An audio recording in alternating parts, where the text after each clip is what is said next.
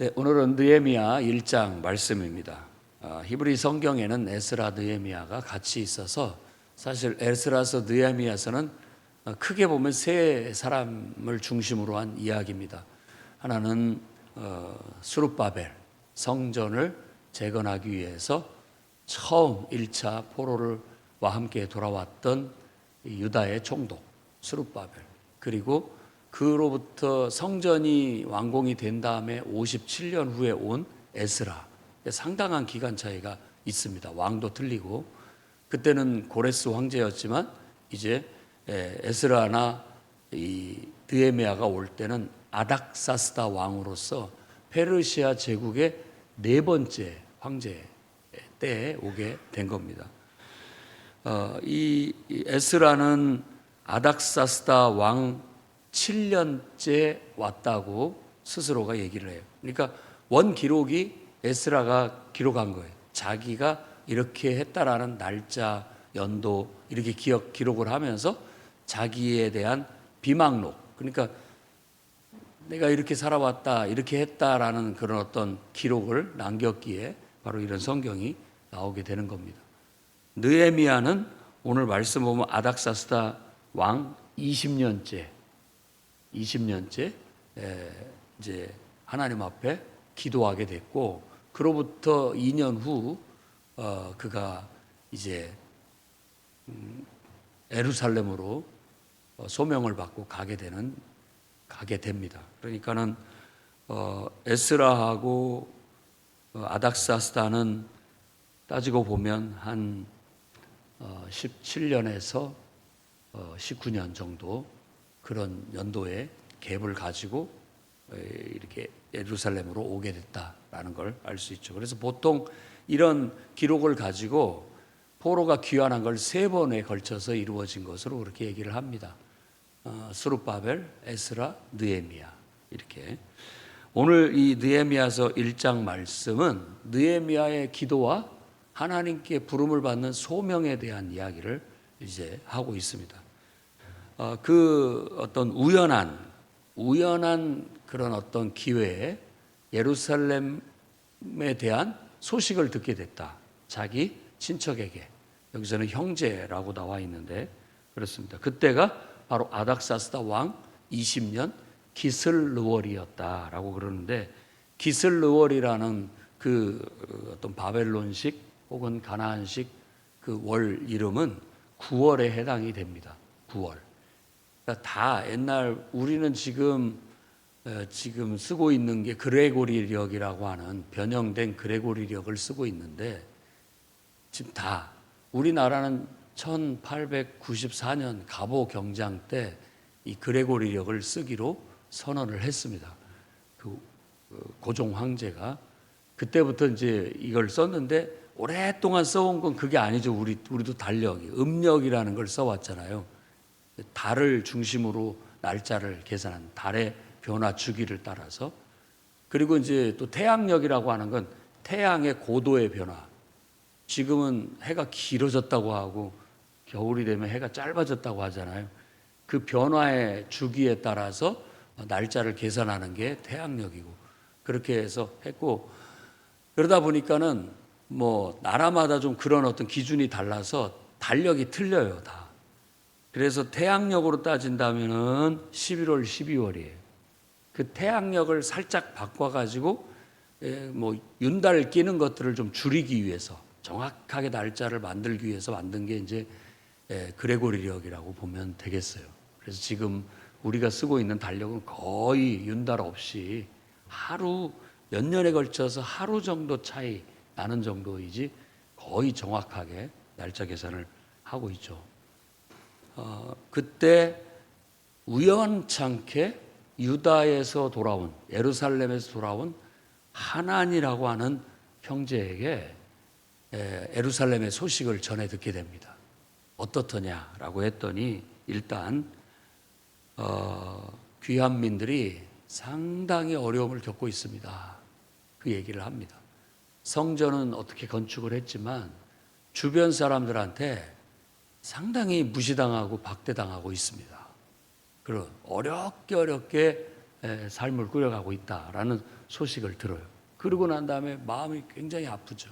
그리고 여전히 성전은 건축됐지만 그 성전이 건축된 예루살렘이라고 하는 도시의 성벽은 무너진 상태 그대로 있고 성전 문은 성문은 불탄 그대로 남아 있습니다. 라는 말을 듣게 된 거예요. 자, 성전만 재건한 것이 목적이 아니에요. 에스라서에서도 그 목적 자체가 성전만 재건하는 게 아닙니다.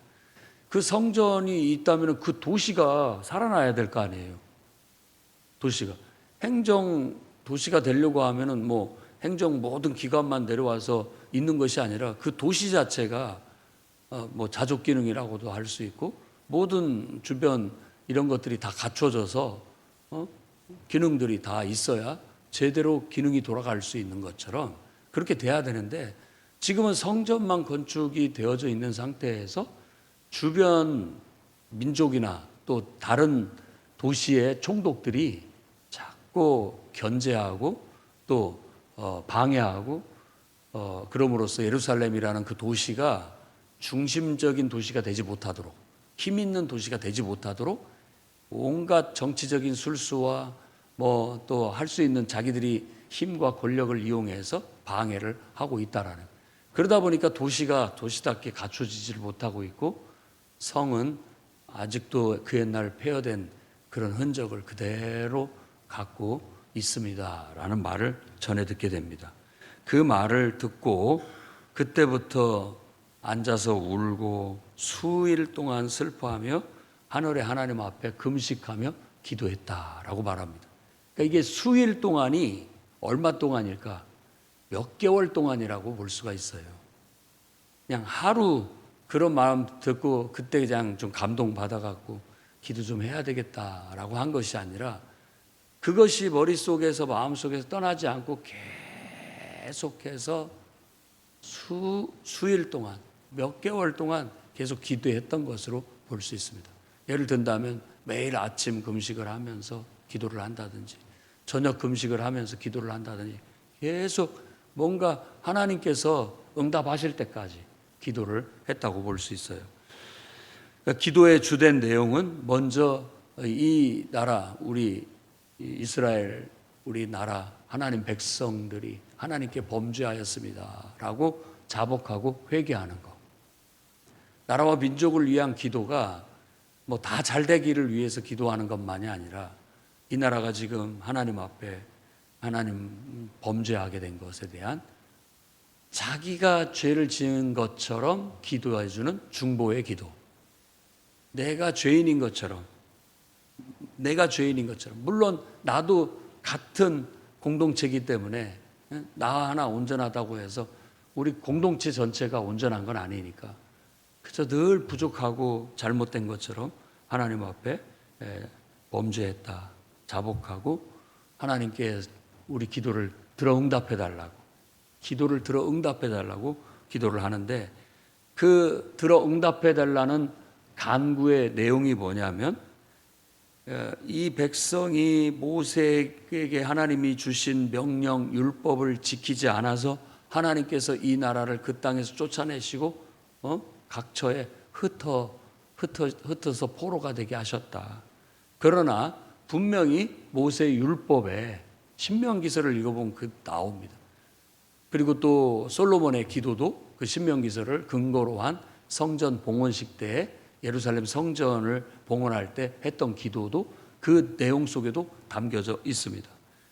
만일 우리가 이렇게 범죄해서 하나님이 재앙을 내리고 징벌을 내려서 이 나라에서 쫓겨나고 포로로 끌려가더라도 회개하고 하나님께 돌아온다면 다시 이 땅으로 돌아오게 될 것이다라는 모세 율법의 하나님의 언약의 말씀 그리고 성전 봉헌할 때 솔로몬이 드렸던 그 기도의 내용 속에도 그렇게 기도하면 하나님께서 이 성전을 향하여 그렇게 기도하면 하늘에서 들으시고 응답해서 돌아오게 해달라고 회복되게 해달라고 그렇게 했던 말씀을 붙잡고 바로 이스라엘 나라의 회복 또 성전 회복, 예루살렘이라는 도시가 하나님을 예배하는 성전 도시로서의 기능을 온전히 회복하게 해달라고 간절하게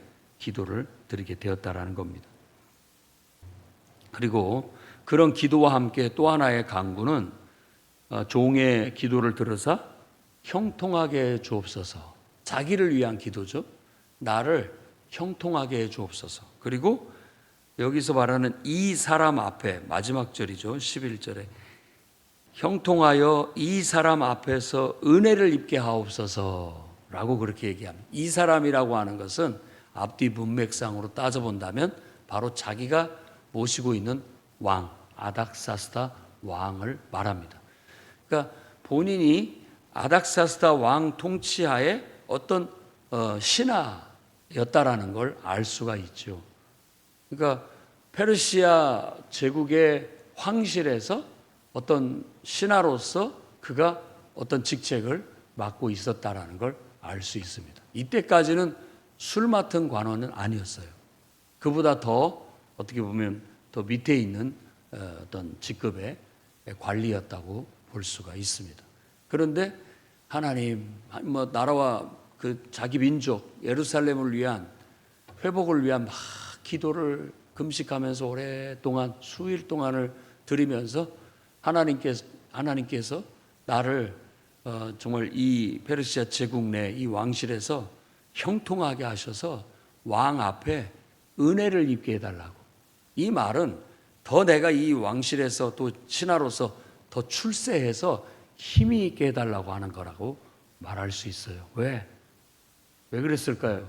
그것은 바로 자기가 힘이 있어야 이 예루살렘이나 유다의 어떤 성벽을 재건하는 일이나 도시를 완성하는 일에 뭔가라도 기여할 수 있을 것 같은 막연한 기대, 어떤 그런 걸 가지고 하나님께 간구했다고 볼 수가 있습니다. 이것이 바로 느헤미야의 소명의 시작이고 하나님께서 그를 통해서 예루살렘이라는 이 성을, 그 도시를 하나님을 예배하는 성전 도시로 완성하려고 하는 계획과 뜻을 실천하기 위한 일꾼으로 또 도구로 쓰시는 계기가 된 겁니다. 우리 인생도 비슷합니다. 어떤 우연한 기회에 하나님께서 우리의 삶에 다가오시는 거예요. 우연한 기회에 어떤 상황을 주시고 어떤 생각을 들게 하시고 어떤 마음이 들어오게 되는 거예요. 그것이 하나님 역사의 시작입니다. 엘리야로 얘기한다면 손바닥만한 구름이죠. 손바닥만한 구름이 뜨는 거예요. 보통 우리가 성령을 불의 혀같이 갈라지는 것이라고, 불이 각 사람 위에 임했다라고도 묘사하고, 또 급하고 강한 바람 같은 소리, 그렇게 얘기를 하잖아요. 바람이라는 은유는 늘 우리 마음속에 부는 바람을 말하는 거예요. 마음속에 바람이 분다는 것은 어떤 마음이 생겼다, 어떤 생각이 싹 텄다, 이런 거예요. 그래서 우리가 그런 사람을 보고 저 사람 바람 났네, 바람 났어, 이렇게 얘기를 하는 것은 뭐냐면 나쁜 바람도 있지만 성령은 좋은 바람이에요. 좋은 바람. 느헤미야 마음속에도 뭔가가 지금 바람이 일고 있는 거죠. 뭔가 하나님이 일으키신 감동, 그 감동이라는 건 바로 그런 거예요. 어떤 마음, 어떤 생각, 이게 솔솔 올라오는 거예요. 그러다 보면은 그것이 차츰차츰 현실화돼가고 구체화돼가고 현실화돼가는 거죠. 뭐든지 그렇게 시작되는 겁니다. 그래서 이건 굉장히 값어치 있는 거예요. 세상을 살면서 어떤 한 사람이 어떤 생각을 해내고 어떤 아이디어를 꺼내고 그것을 구체화하고 그것을 현실화시키는 것이 알고 보면 창조예요. 창조. 우리가 창조적으로 살아야 된다라는 건 바로 그겁니다. 하나님은 각 사람 속에 성령을 불어넣으셔서 그분의 임재로 어떤 생각을 불어넣고 어떤 뜻을 불어넣고 어떤 마음을 불어넣고 하나님이 역사하시기 시작하는 거예요. 그러면 하나님께 쓰임받는 사람은 그것을 더 구체화하고 그것을 실행함으로써 어떤 열매를 맺어나게 되는 거예요. 그게 인간이 맺어야 할 열매예요. 인간이 나무라면 인간은 그런 열매를 맺어야 되는 거예요. 하나님으로부터 뭔가를 공급받아서 그것이 양분이 돼서 그것이 뭔가를 결정체를 만들어내는 것. 그게 바로 열매죠. 우리의 삶의 열매도 그런 것이라고 볼 수 있죠. 느헤미야는 바로 그런 하나님의 뜻을 받아서 공급받아서 그 뜻을 결정체로 이뤄낸 열매 맺는 한 사람의 성공적인 모습이라고도 볼 수 있겠습니다. 이런 것들을 우리가 이제 전체적으로 봤을 때 이런 걸 하나님의 부르심, 그래서 한자로 소명이라고 보통 그렇게 얘기합니다. 하나님께서 내게 이런 명령을 주셨구나.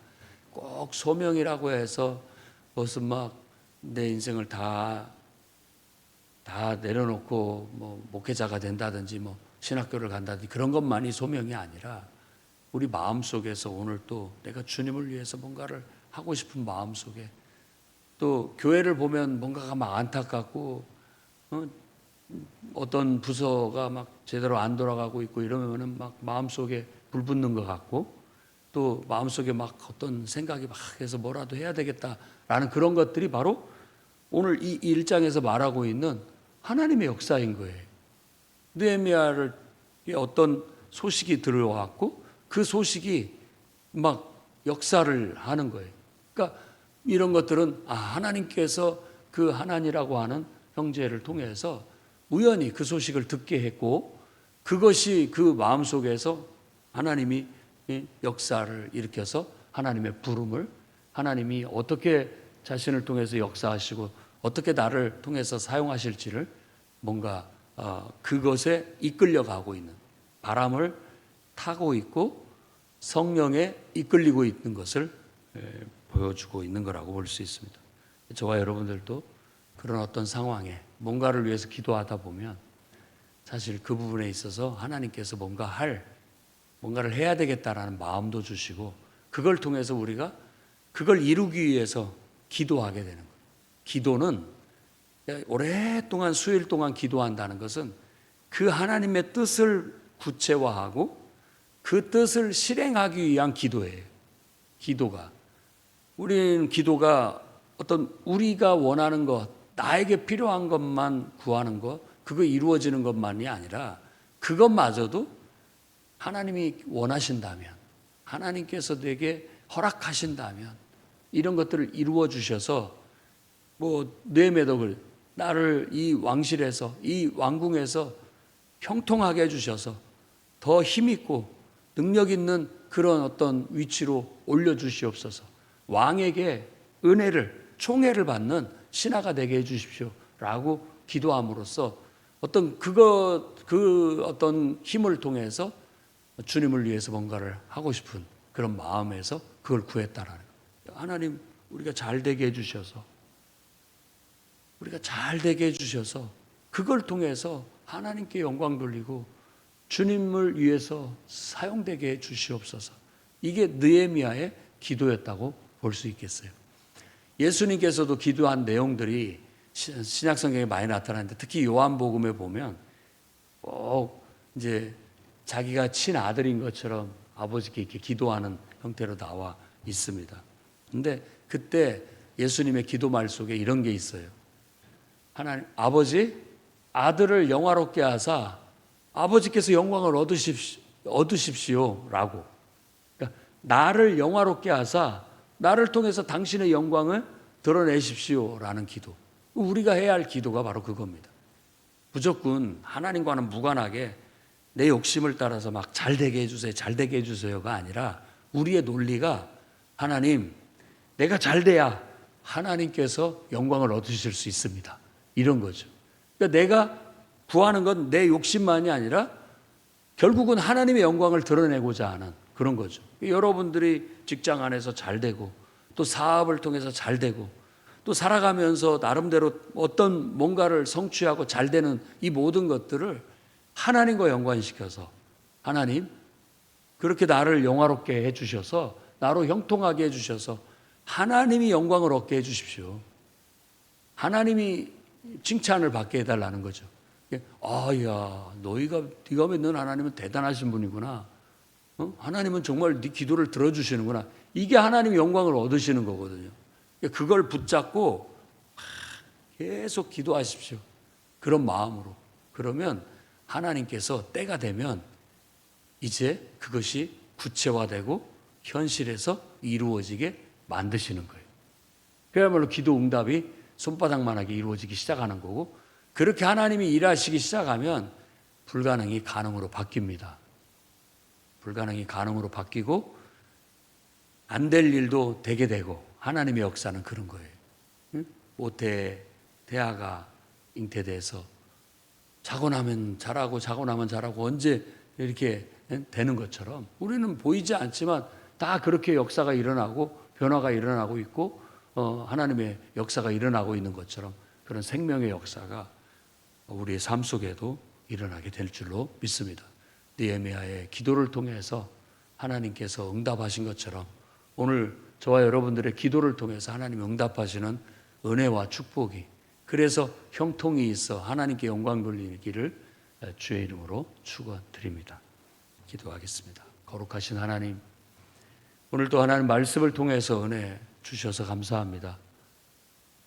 우리도 기도하고자 하는 마음을 일으켜 주시고 또 정말 하나님의 영광을 위하여 우리가 우리의 인생이 쓰여지기를 간절히 기도함으로 우리도 나름대로 우리에게 주어진 이 인생 속에서 우리가 살아가는 이 역사 속에서 하나님 나라를 위해 하나님의 영광을 위해 귀하게 쓰임받는 그런 거룩한 인생들이 다 되게 해 주옵소서. 오늘 기도하는 기도를 응답하여 주시고 오늘 중보로 기도하는 기도자들을 하나님 응답하사 귀한 도구로 일꾼으로 사용해 주시옵소서. 기도하는 기도자들의 삶을 하나님 형통케 하시고 세상 속에서 은혜를 입게 하셔서 아버지 하나님, 하나님의 뜻이 그들을 통해서 일어나게 해 주옵소서. 살아가는 인생 속에서 힘있고 능력 있게 하셔서 그 힘과 능력이 하나님 나라와 하나님의 의를 위해서 사용되어져 하나님의 영광이 드러나게 해 주옵소서. 예수님 이름으로 기도드립니다.